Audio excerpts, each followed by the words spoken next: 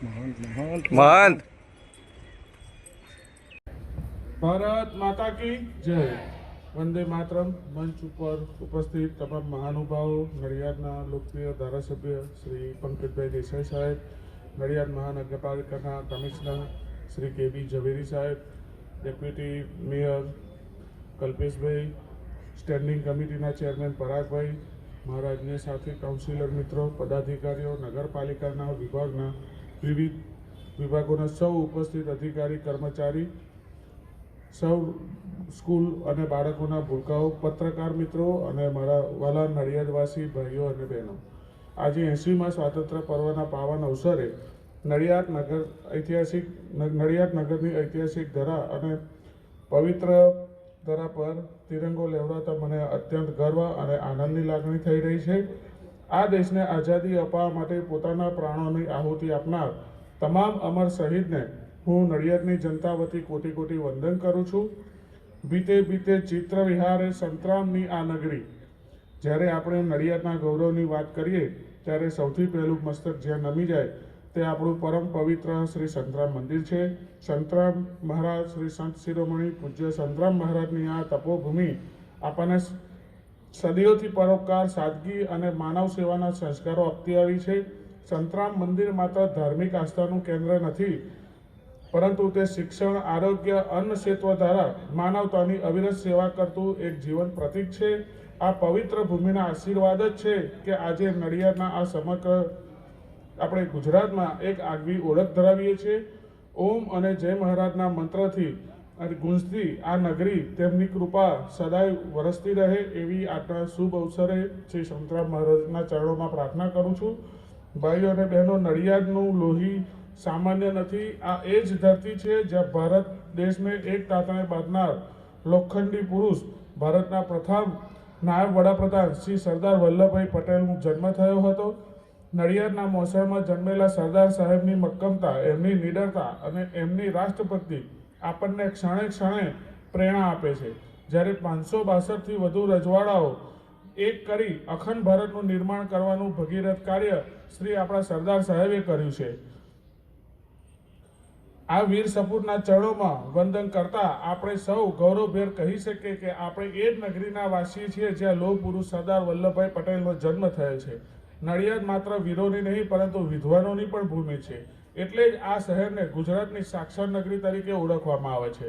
આ નાનકડા શહેરે ગુજરાતી સાહિત્ય જગતને 240થી વધુ અમૂલ્ય સાહિત્યકારો આપ્યા છે।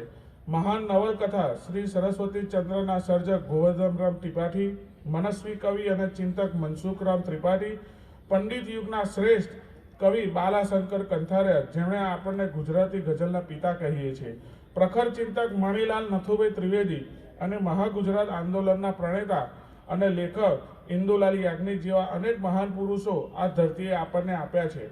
ગુજરાતમાં પ્રથમ લિટરેરી હેરિટેજ વોક એટલે સાહિત્યિક વારસા યાત્રા શરૂ કરવાનું બહુમાન પણ આપણા નડિયાદવાસીઓને ફાળે જ જાય છે। નડિયાદ નગરપાલિકા દ્વારા આ મહાન લેખકોના નિવાસસ્થાનો અને તેમની સ્મૃતિઓ જાળવી રાખવા માટે ખાસ પ્રયાસો કરવામાં આવે છે, જે આપણા અમૂલ્ય વારસાની આગવી ઓળખ છે। વહાલાવાસીઓ, આપણે વિકાસ એ જ આપણો મંત્ર છે। આજે મને કહેતા અત્યંત આનંદ અને ગર્વ થાય છે જ્યારે દેશના યશસ્વી અને દૂરોગામી વિઝન ધરાવતા માનનીય વડાપ્રધાન શ્રી નરેન્દ્રભાઈ મોદી સાહેબની સક્ષમ રાહબરી હેઠળ અને આપણા મૃદુ અને મુક્કમ મુખ્યમંત્રી શ્રી ભૂપેન્દ્રભાઈ પટેલની સીધી દોરવણી અને માર્ગદર્શન હેઠળ આપણું નડિયાદ સતત નવી ઊંચાઈઓ સર કરી રહ્યું છે। કેન્દ્ર અને રાજ્ય સરકારના ડબલ એન્જિન વિકાસ મોડલના કારણે જ આજે નડિયાદ મહાનગરપાલિકા પ્રગતિના પંથે અવિરત આગળ વધી રહી છે। રાજ્ય સરકાર દ્વારા જાહેર કરેલા શહેરી વિકાસ વર્ષ અંતર્ગત આપણી મહાનગરપાલિકાને કરોડો રૂપિયાની સીધી ગ્રાન્ટ પ્રાપ્ત થઈ છે, જેનાથી નડિયાદના નવસર્જનને એક નવો વેગ મળ્યો છે। 10 જેટલા ગ્રામ પંચાયતોના જોડાણ બાદ નડિયાદ મહાનગરપાલિકામાં કોઈ પણ નવો વેરો નાખવામાં આવ્યો નથી। કરોડો રૂપિયાનું બજેટ નડિયાદના ભવિષ્ય માટે ફાળવ્યું છે। આ શહેરી વિકાસ વર્ષ દરમિયાન થયેલા અને થનારા મુખ્ય કામો હું આજે આપની સમક્ષ જાહેરાત કરતા આનંદ અનુભવું છું। આધુનિક માળખાકીય સુવિધાઓ અંતર્ગત મુખ્યમંત્રી શહેરી વિકાસ યોજના હેઠળ કરોડ રૂપિયાના ખર્ચે આઇકોનિક રોડ્સ અને વિકાસ પથની કામગીરી પ્રગતિમાં છે, આપણને ટ્રાફિકની સમસ્યામાં મદદરૂપ થશે. પાણી અને ડ્રેનેજની સુવિધા અંતર્ગત નવા મળેલા વિસ્તારોમાં ભૂગર્ભ ગટર, water supply network, sewage treatment પ્લાન્ટની મંજૂરી આપી કામ શરૂ કરી દેવામાં આવ્યું છે. સ્વચ્છતા અને પર્યાવરણ અંતર્ગત ઘન કચરાના નિકાલ માટે આધુનિક project waste water reuse project હેઠળ નડિયાદને ગ્રીન સિટી બનાવવાની દિશામાં પગલાં લેવાયા છે. આપણે સતત તળાવોના બ્યુટિફિકેશન અંતર્ગત નડિયાદના ઐતિહાસિક તળાવોને લેક ફ્રન્ટ પ્રોજેક્ટ અંતર્ગત વિકસાવવામાં આવી રહ્યા છે, જેથી આ નાગરિકોને હરવા ફરવાનું સ્થળ મળી રહે. નડિયાદના મહાનગરપાલિકા સ્માર્ટ સિટી તરફ મક્કમ આગળ વધી રહ્યું છે અને આવનારા દિવસોમાં આપણને વધુ સુવિધાઓ ઉપલબ્ધ થશે. ભાઈઓ અને બહેનો, સંતરામ મહારાજની પવિત્ર ભૂમિને સ્વચ્છ અને સુંદર રાખવી એ આપણી નૈતિક ફરજ છે. માનનીય વડાપ્રધાન શ્રી સ્વચ્છ ભારત મિશનના સ્વપ્નને સાકાર કરવા આપણી નડિયાદ મહાનગરપાલિકા સફાઈમાં સતત ઝુંબેશ આપણે અગ્રેસર રહી છે. આપણું શહેર કચરા મુક્ત બને, નાગરિકોનું આરોગ્ય જળવાય તે માટે અમે નવીન અને આધુનિક કામગીરી હાથ ધરી રહ્યા છે. 100% આપણે ડોર ટુ ડોર કલેક્શન યોજના અંતર્ગત નડિયાદના તમામ વોર્ડ અને સોસાયટી તેમજ નવા ભરેલા વિસ્તારોમાં દરરોજ સવારે 100% ડોર ટુ ડોર કચરો એકત્રિત કરવાની વ્યવસ્થા સુદૃઢ કરવામાં આવી છે. સૂકા અને ભીના કચરાનું વર્ગીકરણ યોજના અંતર્ગત કચરાના સ્ત્રોત પર જ કે ઘરોમાંથી સૂકો અને ભીનો કચરો અલગ લેવા માટે નાગરિકોને જાગૃત કરી અને આધુનિક ડસ્ટબિન અને સેગ્રીગેશન વાહનોની સંખ્યામાં વધારો કરાયો છે. આધુનિક સફાઈ મશીનરી અને મુખ્ય માર્ગો અને હાઈવે પર રાત્રિકાલીન દરમિયાન અદ્યતન રોડ સ્વીપર મશીનનો ઉપયોગ શરૂ કરવામાં આવ્યો છે, જેથી નાગરિકો સવારે સ્વચ્છ નડિયાદમાં આંખ ખોલે. પ્લાસ્ટિક મુક્ત નડિયાદ બનાવવા માટે સિંગલ યુઝ પ્લાસ્ટિકના વપરાશને અટકાવવા માટે સતત ઝુંબેશ અને જનજાગૃતિ અભિયાન ચલાવવામાં આવી રહ્યા છે. ઝીરો વેસ્ટ સિટી તરફ પ્રયાણ કરવાના હેતુસર આપણા ડમ્પિંગ સાઇટ પરના કચરાના વૈજ્ઞાનિક ઢબે નિકાલ માટે બાયો માઇનિંગ અને કમ્પોસ્ટ પ્લાન્ટ કાર્યરત કરવામાં આવે છે, જેથી ભવિષ્યમાં નડિયાદમાં ઝીરો વેસ્ટ સિટી બની શકે. મહાનગરપાલિકાની સફાઈ કર્મચારીઓ જે આપણા અસલી સ્વચ્છતાના સૈનિકો છે, તેમના અથાગ પરિશ્રમથી આજે આપણું નડિયાદ સ્વચ્છતા રેન્કિંગમાં સતત સુધારો કરી રહ્યું છે. મારા મેયરકાળ દરમિયાન 80 સ્ક્વેર કિલોમીટરના નડિયાદમાં ઘરે ઘરે પીવાનું સ્વચ્છ પાણી મળે, તમામ વિસ્તારોમાં ગટરની સુવિધા ઉપલબ્ધ થાય, વરસાદી પાણીનો યોગ્ય નિકાલ થાય. હાલ કાર્યરત કાંસની કામગીરી 2.7 કિલોમીટરની છે.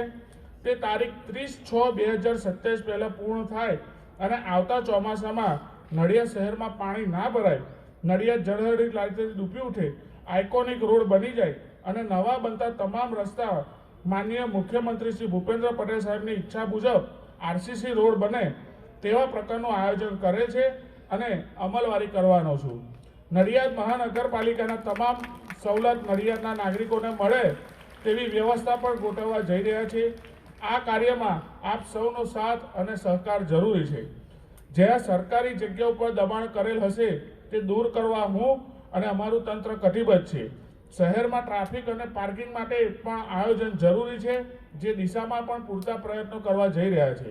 અંતમાં હું નડિયાદના પ્રત્યેક નાગરિકને અપીલ કરું છું કે આવો આપણે સૌ સાથે મળી નડિયાદને વધુ સ્વચ્છ, સુંદર, હરિયાળું અને શિક્ષિત મહાનગર બનાવીએ. આપણા પૂર્વજો સાહિત્યકારોએ આપેલા આપણા વારસાને નિભાવીએ.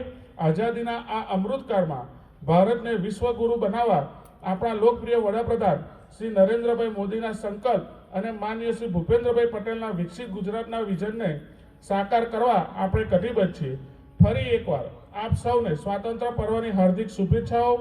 વીર શહીદોને નતમસ્તક શ્રદ્ધાંજલિ આપી આજના મારા વક્તવ્યને વિરામ આપું છું. ભારત માતા કી. આજે 80માં સ્વાતંત્ર્ય દિનની ઉજવણી મહાનગરપાલિકાના પ્રથમ મેયર શ્રી મનીષભાઈ પટેલના હસ્તે ધ્વજવંદન કરી અને ખૂબ જ ઉત્સાહપૂર્વક લોકો દ્વારા ઉજવણી કરવામાં આવી. અને સૌ પ્રથમ વખત આ ધામધૂમથી જે ઉજવણી કરી છે, લગભગ 800થી 1000 જેટલા લોકો આજે ઉપસ્થિત રહ્યા છે. અને આપણા લોકપ્રિય ધારાસભ્યશ્રી અને પબ્લિક એકાઉન્ટ કમિટીના ચેરમેનશ્રી, ડેપ્યુટી મેયરશ્રી, સ્ટેન્ડિંગ કમિટીના ચેરમેનશ્રી અને તમામ કોર્પોરેટરો ઉપસ્થિત રહ્યા, અધિકારી, કર્મચારી, શિક્ષકો, બાળકો અને અમે જેને આમંત્રણ આપ્યું હતું એ નડિયાદ શહેરના વેપારીઓ અને NGOના પ્રતિનિધિ પણ આજે ઉપસ્થિત રહ્યા અને લોકભક્તિના ગીતો દેશભક્તિના ગીતો સાથે આ પ્રોગ્રામનું સમાપન કરવામાં આવ્યું અને અંતમાં આપણા રાષ્ટ્રપિતા અને આપણા લોકલાડીલા સરદાર પટેલની એમની મૂર્તિને સૂતરની આંટી પહેરાવી અને કાર્યક્રમને અંતિમ તબક્કામાં પૂર્ણ કરવામાં આવ્યો.